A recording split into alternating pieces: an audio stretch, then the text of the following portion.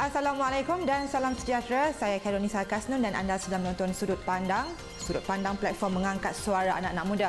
Hari ini kita sedikit kelainan, kita pergi sedikit feminin, di mana hari ini kita akan membincangkan mengenai bisnes wanita dan alam maya. Dan izinkan saya perkenalkan dengan tetamu-tetamu di studio ini. Kita girl power hari ini. Di sebelah kanan saya pakar bisnes alam maya Puan Syakirah Abdul Karim. Kita ada pengarah urusan McCat World Noraiza Syamsul Baharin. Kita ada pengasas Tini Spa dan Beauty Center Hartini Halim dan juga pemilik Blue Curtain Malaysian yang berhad Anja Julia Abu Bakar. Terima kasih kepada anda semua kerana sudi bersama kami di Sudut Pandang ini. Baik, anda di rumah, sebelum kita teruskan perbincangan ini, anda di rumah suka saya ingatkan anda boleh terus berinteraksi bersama kami di laman media sosial kami melalui hashtag 501 Sudut Pandang. Sudut Pandang mengangkat suara anak-anak muda. Baik, kita terus dengan soalan pertama mengenai bisnes wanita dan alam maya. Kak Syakirah, bagaimana ketiga-tiga ni bisnes wanita dan alam maya boleh dihubung kaitkan? Okey, Assalamualaikum. Terima kasih atas jemputan. Ya. Okey, kita sedia maklum kalau dari segi kalau cakap pasal wanita, wanita khususnya yang berkerjaya ataupun yang menjadi suri rumah, kebanyakannya ingin mencari alternatif ataupun untuk mencari pendapatan sampingan.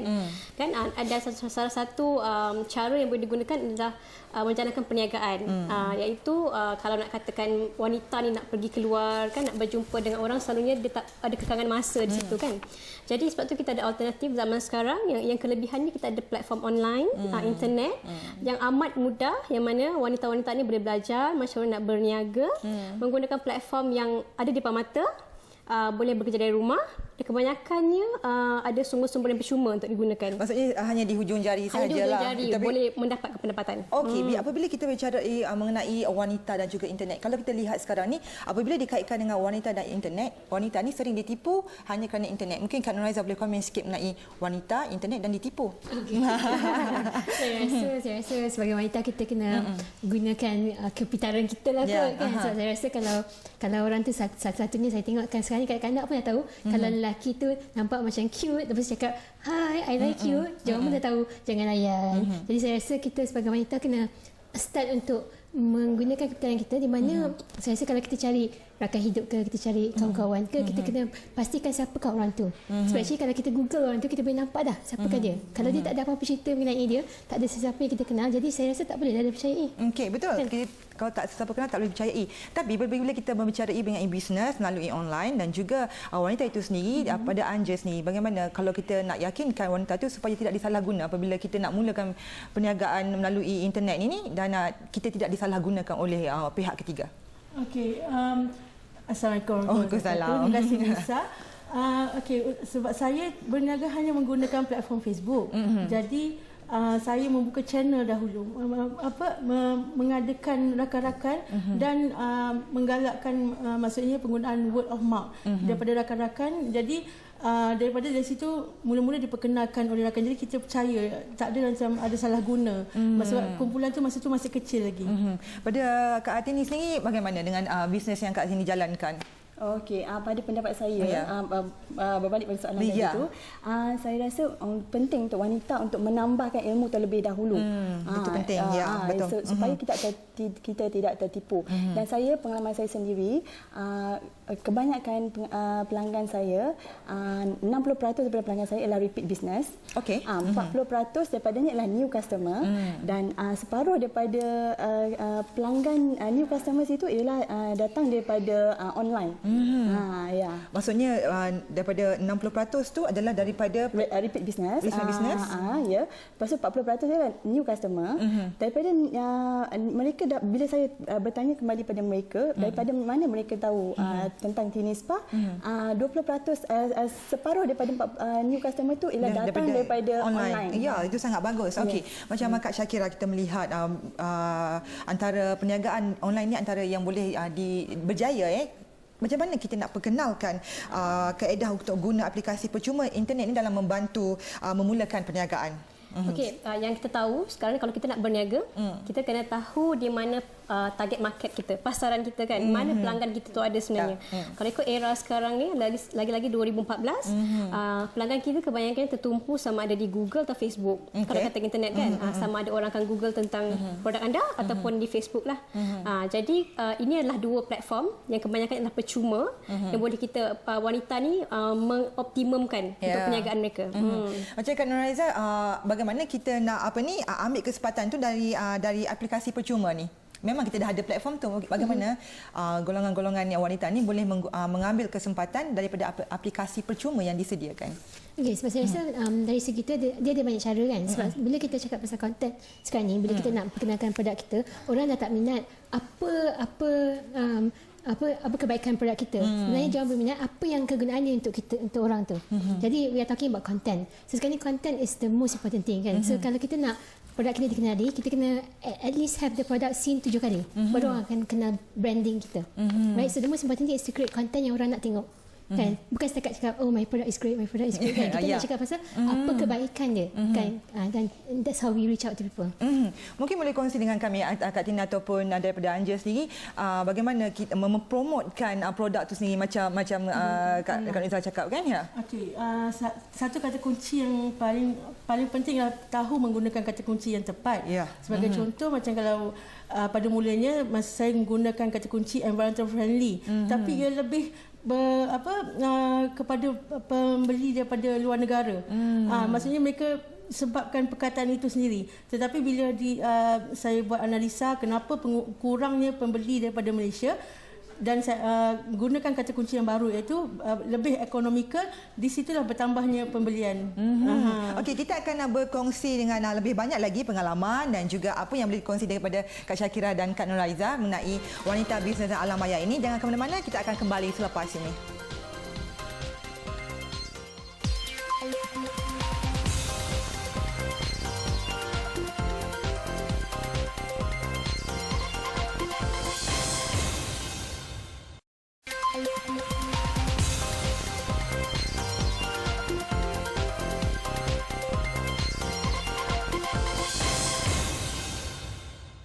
Baik, bertemu kembali. Terima kasih kerana anda masih menonton Sudut Pandang. Sebelum kita meneruskan perbincangan mengenai bisnes wanita dan alam maya ini, kita nak bersama Hilal Azmi dulu. Kita nak tahu apa yang Top 5 mengenai perkara ini, Hilal. Kita ada girl power di sini, Hilal. Apa yang trending, dikini trending, Hilal? Baik, Nisa, bila bercakap tentang blog-blog wanita ataupun isu-isu yang dimainkan oleh wanita di blog dan juga alam maya terutamanya, 5 perkara yang akan saya kongsikan kepada anda hari ini tentang apa yang banyak dibincangkan terutamanya di blog-blog wanita. Sebab kita tahu wanita-wanita ini sebenarnya sangat rajin dalam menulis blog dan ramai juga blogger-blogger wanita yang berjaya sehingga berjaya mewujudkan pendapatan 5 angka untuk blog saja. Dan antara topik yang diketengahkan, yang pertamanya ialah tentang resepi-resepi, masakan-masakan yang dimasak mereka yang dikongsikan melalui blog mereka. Dan antara salah satu yang saya kenal ialah kainakl.com. Itu antara blog yang memang banyak berkongsikan tentang masakan-masakan dan beliau banyak juga membuat pendapatan daripada isu ini. Dan seterusnya daripada kuji.com, dia banyak berkongsikan tentang aktiviti blogger, kaedah-kaedah untuk blogging. Dan yang seterusnya adalah yang paling terkenal yang saya rasa paling banyak membuat duit setakat ini adalah readmami.com yang banyak memberikan isu-isu wanita, isu-isu parenting, keibu-bapaan dan juga isu-isu ini antara yang paling mendapat perhatian dan ramai respon di blog beliau memberi banyak diketengahkan dan ramai wanita turut mengikuti blog Readmami ini. Dan seterusnya blog yang keempat yang topik yang seterusnya banyak dikongsikan juga adalah tentang fashion. Fashion ni banyak dikongsikan juga, dan bagi ibu bapa, ibu muda, mereka juga banyak berkongsikan tentang pengalaman mereka mengandung dan bagaimana mereka menjalani kehidupan sewaktu usia mengandung itu. Dan yang kelima, ini antara yang paling terkenal di kalangan suri rumah seluruh Malaysia, iaitu yanmionline.com, iaitu beliau banyak berkongsikan tentang rancangan TV. Rancangan TV yang banyak ditonton, yang selalu dia tonton, dia kongsikan melalui blog beliau. Itu antara 5 perkara yang saya rasa berpotensi besar untuk kita ketengahkan sebagai peluang untuk bisnes kepada wanita. Kembali kepada Nisa. Baik, terima kasih Hilal. Teruja saya dengar buat blog pun boleh sampai angka, boleh mencecah pendapatan sampai 5 angka. Okey Kak Syakira, saya teruja sangat nak tahu macam mana kita melalui blog pun kita boleh mencecah pendapatan sampai 5 angka dalam usaha. Mungkin Kak Syakira boleh kongsikan dalam usaha untuk mengangkat wanita ni sebagai usahawan hanya melalui alam maya. Okey. Sebenarnya Nisa kena attend training saya dulu tanya. Rahsianya okey. Kebanyakan daripada blog-blog ni yang pertama sekali mereka perlu jadi popular untuk menjana pendapatan kan. Kalau tak orang tak jumpa blog, tak adalah orang masuk, tak ada pendapatan kan. Jadi pertama mereka mesti popular, mesti dijumpai. Maksudnya mesti ada cara bila orang Google dan jumpa artikel dalam blog tu. Okey, bila dah ramai orang masuk ke blog tersebut, mereka boleh menjana pendapatan sama ada satu melalui pengiklanan. Dia boleh menawarkan pengiklanan dekat laman web dia. Itu merupakan side income dia lah. Bila orang bayar, iklankan perniagaan dia orang di laman web bloggers ni, mereka dapat duit secara percuma. Okey.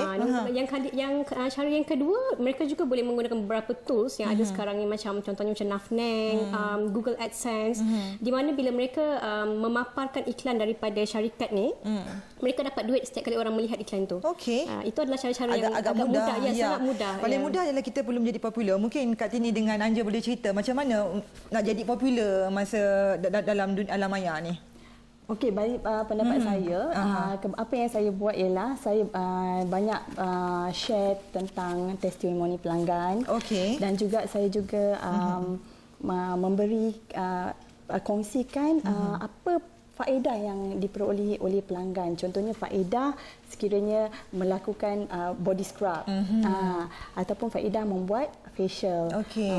Ya, jadi banyak perkongsian dan interaksi antara kita dengan pelanggan. Itu yang saya lakukan, jadi lebih popular melalui macam itulah. Macam Anja, macam mana Blue Curtain ni boleh jadi famous atau menjadi trending dekat Facebook ke macam mana? Ketika saya mula menjalankan perniagaan online ni, perkara pertama yang bila saya jumpa lah, bila saya mula bernetwork, menganggotoi persatuan-persatuan, grup-grup ibu-ibu, tak kisahlah apa semua. Bernetworking daripada 2011 saya memang dah niatkan saya nak aktif bernetworking sehingga sekarang lah. Jadi bila jumpa saja, bila saya tanya, kita tanya apa produk, saya kata saya seorang ekopreneur yang mana produk saya memang menjaga alam sekitar. Apa tu? Tuala wanita. Semua jadi sehingga sekarang ni bila saya pergi mana-mana, ni yang buat tuala wanita tu, dia dah jadi macam sinonim. Satu macam sebab mula-mula dia pelik, bila dia pelik dia tanya lagi, jadi terus lock, dia terus ingat. Dia kadang-kadang nak jadi famous pun kita perlu ada sesuatu yang pelik yang boleh orang sentiasa ingat kita. Okey, saya tertarik dengan Kak Nurhaiza yang ada cerita dengan saya sebelum ni. Sebelum akak menceburi dalam dunia alam maya ni, akak adalah seorang engineer. Betul. Dan akak telah meninggalkan kerjaya sebagai engineer. Sebab saya rasa satu masalah utama perempuan lah, sebab saya tak ada bos yang saya nak kerja dengan dia. Dan saya rasa macam tak pernah bos semua kan. Jadi saya rasa baik saya start bisnes sendiri. Jadi saya tengok apa industri yang paling sesuai untuk saya, dan saya masuk industri mobile sebenarnya. Dan dalam industri mobile kita tak ada tenaga, macam tenaga kita ialah tenaga kerja saja. So tak boleh beli raw material, tak boleh beli marketing semua. So kita hanya membuat aplikasi mobile, kita letak dekat App Store dan kita boleh pergi seluruh dunia. Okey, sangat menarik. Jadi macam mana dia dapat membantu, maksudnya dia boleh membantu bukan sahaja pada golongan-golongan muda, malah daripada mereka yang di lanjut usia pun boleh menggunakan dengan teknologi canggih sekarang ni. Jadi dah belajar cara nak buat program, cara nak buat mobile aplikasi kan. Jadi bila kita buat mobile aplikasi macam sekarang ni, macam kami telah pergi ke 200 negara. Sebab kan kita letakkan aplikasi itu di dalam App Store. So App Store pun menggunakan actually kuasa daripada internet juga. Kan that's how dia dapat berkembang. Okey, Kak Syakira, apabila kita berbicara mengenai wanita dalam maya ni, dia ada pro and cons dia sebenarnya.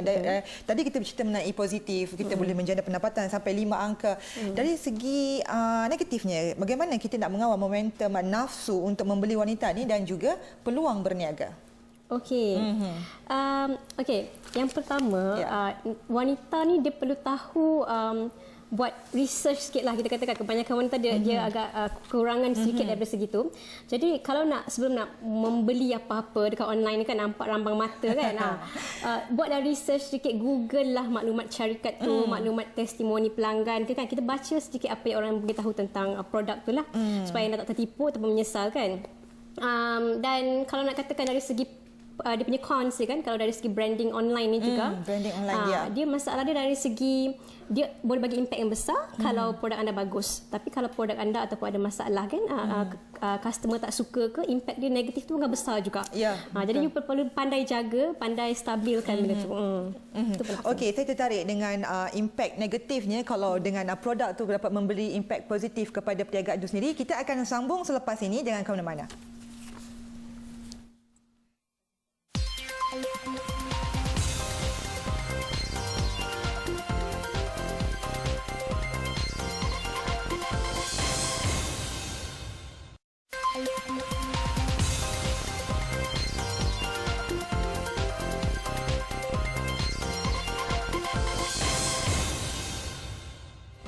Bertemu kembali dalam Sudut Pandang. Tadi sebelum kita berhenti rehat, kita berbicara mengenai dengan Kak Sakinah, kita berbicara mengenai branding dan impak negatif dan positif dia. Kita nak tanya dengan Kak Tini, bagaimana Kak Tini menangani? Kalau macam saya sendiri, kalau kita tengok blog ni sebenarnya pengaruh dia sangat besar macam Hilal cakap tadi dalam Kini Trending. Bila dia boleh bagi positif dan juga negatif. Positif dia tentu kita boleh buat duit, kita boleh jadi pendapatan, dan negatif dia juga agak besar impak dia. Kalau macam contoh pelanggan tu tak puas hati dengan sesuatu servis ataupun produk. Bagaimana Kak Tini menangani masalah ini untuk menjaga branding sendiri? Okey, untuk menjaga branding di Tini Spa, kami memastikan kami deliver pada standard yang betul.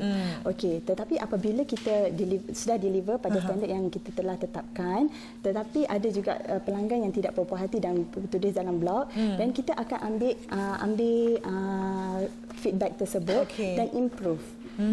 Lah dengan mengambil apa yang telah dinyatakan oleh pelanggan tadi. Walau bagaimana terdapat juga pelanggan yang share testimoni yang baik tentang servis kita. Jadi itu yang boleh membantu. Dapat melangani dengan cara positif lah. Kita mesti dengar. We have to be very careful, listen to customers' feedback. Yelah, customer always right walaupun salah sebenarnya. Okey, macam Anja sendiri bagaimana kalau macam produk yang Anja macam Anja cakap hanya melalui Facebook sahaja. Bagaimana nak bersaing dengan produk-produk yang sedia ada? Okey, sebab kebanyakan pelanggan tu dia mengenali saya daripada network yang saya yang kita join grup-grup network ni. Jadi bila dari situ, bila kebanyakan memang ada yang akan membeli produk saya sebab saya mengeluarkan tuala wanita guna semula. Jadi memang menarik, ya? Orang akan memang akan tertanya-tanya. Jadi ada juga pelanggan yang mungkinlah sebab kita buat produk tu kita buat sendiri menggunakan hikmat ibu-ibu di kilang. Jadi macam mungkin ada yang kita tidak nampak ada macam kekurangan di tuala wanita tersebut. Ada yang mungkin yang personal message saya, ada juga yang terus post saja. Tapi untuk make sure yang image kita tu kita tak ada macam bila dia negatif kita padam, tak ada. Kita respon, kita bertanggungjawab terhadap ni. And then alhamdulillah dengan respon yang cepat tu pelanggan kita suka. And then ada jugalah saya macam dalam satu grup memang kata Kak Anja ni dia punya respon dia, customer service dia memang bagus. Itu yang saya suka pasal online ni. Kita marah pun orang tak nampak sebabnya kita cuba kita senyum macam kan. Sebenarnya kita betul juga. Saya tertarik dengan Kak Anja cakap bila dalam online ni, satu bila kita marah pun orang tak tahu kan. Okey, Kak Kak Sakira boleh ulas sikit kalau macam boleh kongsi tips ke berniaga online ni memang menarik. Mula-mula ni memang kita nak berniaga excited, tapi lama-lama tu jadi hangat-hangat tai ayam je. Bila yelah kita tahu bukannya kita terus berniaga tu terus jadi maju kan, terus kita popular macam yang Kak Cakra cakap tadi kan. Betul. Okey, ini salah satu perkara yang penting usahawan wanita perlu tahu. Okey, bila berniaga online ni satu dia perlu konsisten. Konsisten kan. Nombor dia perlu banyak sangat bersabar. Okey, nombor 3 you perlu sentiasa pertambahkan ilmu ataupun skill dalam perniagaan ni. Skill perniagaan dengan skill bidang yang you berniaga tu lain. Contohnya kalau katakan Puan Tini berniaga tentang spa, mungkin dia mahir dalam mengurut menjalankan aktiviti spa. Tak semestinya dia mahir dalam perniagaan sendiri kan. Dua-duanya bidang berlainan. Dan mereka perlu belajar teknik-teknik berniaga, berkomunikasi, bernetworking macam kata Puan Anja tadi kan. Itu semua perkara-perkara yang mereka perlu tahu. Itulah. Okey, mungkin Kak Nurhaliza boleh kongsi mengenai soal pengurusan masa, tips terutama kepada wanita berkeluarga dan sekarang ni kalau mungkin kita boleh fokus kepada mereka-mereka yang lepas belajar dah tamat, dah graduate kan, yang boleh ceburi dalam bidang-bidang macam ni dalam soal pengurusan masa untuk menjalankan usahawan dalam online ni. Sebab saya rasa biasanya bila orang baru start bisnes dia betul-betul semangat kan. Saya rasa masalah dia bukannya dia tak cukup masa nak buat benda, dia macam terlalu banyak sangat masa dia spend on business. So saya rasa kadang-kadang sampai kita tertinggal pula benda-benda lain dalam hidup kita. Jadi saya rasa kita kena ada satu balance di mana kita buat dua-dua sekali. Kita bekerja dan kita mengambil masa untuk bersama dengan keluarga dan kawan-kawan. Itu saya rasa penting. Maksudnya kita tak naklah yang macam kita bekerja, kita ada kerja tetap kita sendiri dan online business ni adalah sampingan sahaja. Kita tak nak jadi macam bila dia baru nak mula kita tinggalkan kerja tu mungkin tapi saya rasa dia tak menjadi sampingan. Sebab saya rasa untuk usaha tu berjaya, dia memang akan hidup benda tu macam 24 jam kalau boleh. Kalau boleh tak boleh tidur pun, kalau boleh tak boleh tidur lah. Nak buat benda tu je kan. Tapi saya rasa benda tu memang penting sebab untuk berjaya kita mesti letak 100% tenaga kita dalam bisnes. Kan, jadi sebab itulah saya rasa kadang-kadang cabaran dia ialah macam mana kita tak ambil sedikit masa untuk benda-benda lain dalam hidup kita. Tapi bisnes semua. Memang macam soalan Nisa tadi kan, kalau macam mana kalau orang yang masih bekerja, kan, apa langkah dia kan. Selalunya kita selalu nasihatkan anda kena mulakan secara part time dulu. Jangan macam teruslah kan, terus mengambil langkah drastik, terus berhenti kerja. Kita kan ada plan lah, plan perniagaan kita macam mana mengumpul dulu dana modal kan, kita tak nak buat loan bank ke terus kan. Jadi perlu ada rancangan macam mana anda mahu bekerja dan masa yang sama anda jalankan part time sehingga anda nampak bisnes dah berkembang, dah stabil, baru anda berhenti kerja. So mesti ada langkah-langkah tu lah. Perlu ada macam Kak Tini mungkin secara ringkasnya boleh kongsi, dan Kak Anja juga boleh kongsi dengan penonton di rumah, dengan kita sendiri, dengan saya sendiri, kongsi bagaimana bermula berniaga melalui online ni. Okey. Panjang ceritanya, dipendekkan cerita pada saya graduan IT daripada UKM. Saya bekerja sebelum ni, saya bekerja dan pada 2005 saya menceburkan di dalam bidang perniagaan spa. Lepas tu pada masa tu saya dah faham dan saya ada sangat jelas bahawa perniagaan perlu ada website. Jadi saya ada www.tinispa.com.my dan pada masa itu sangat popular photo pages. Okey, itu yang terus photo ni pages. Sekarang Facebook. Saya memang merupakan pekerja sepenuh masa semenjak bermulanya Blue Quarter ni tahun 2009. Tapi masa tu memang saya memang buat kerja sebelah malam. Memang saya akan berjaga sampai pukul 3 pagi sebab masa saya bermula tu kebanyakan pembeli saya daripada luar negara, terutama daripada state. Jadi timing tu dah tak kisah. Cumanya letih memang letih, tapi sebab kita ada passion, kita semangat tu kena ada lah untuk terus berjaya. Dalam masa sama saya faham kita kena mencari ilmu, berguru, ada coach, jangan putus asa. Sehinggalah tarikh 2012 saya decide ada 6 bulan ni saya nak kena kerja kuat-kuat, dapatkan consistent income untuk berhenti. Dan alhamdulillah. Secara ringkas mungkin Kak Zakirah boleh dan Kak Zain boleh kongsi dengan kami bagaimana nak bantu terutamanya anak-anak muda yang sedang berjinak dalam bisnes online ni. Secara ringkasnya. Bagi saya kami ada NGO kami namanya WENA. So kita menolong usahawan wanita untuk bergerak dalam malam maya ataupun dalam secara fizikal. Jadi kalau perlukan pertolongan datanglah kepada kami. Kak Zakirah? Saya pula adalah seorang konsultan sertifikat daripada US. Jadi apa yang saya lakukan untuk membantu wanita, sekarang kita banyak anjurkan seminar-seminar dan yang terdekat 21 Disember ni kita ada anjurkan seminar nama dia Google Marketing Seminar. Di mana kita akan mengajar macam mana anda boleh menggunakan 12 tool percuma Google yang mana saya telah aplikasikan kepada syarikat corporate dan SME untuk membantu anda jadi popular yang cakap tadi tu kan, macam nak dijumpai di Google semua tu, itu akan di cover. Terima kasih. Terima kasih kepada semua pendengar kami kerana sudi berkongsi pengalaman, sudi berkongsi tips yang diperlukan oleh mereka-mereka di rumah itu. Sekian sahaja sudut pandang untuk hari ini. Terus kami interaksi bersama kami di #501 Sudut Pandang. Saya Kak Nurhaliza Kasnon. Assalamualaikum dan salam hormat. Kita jumpa lagi.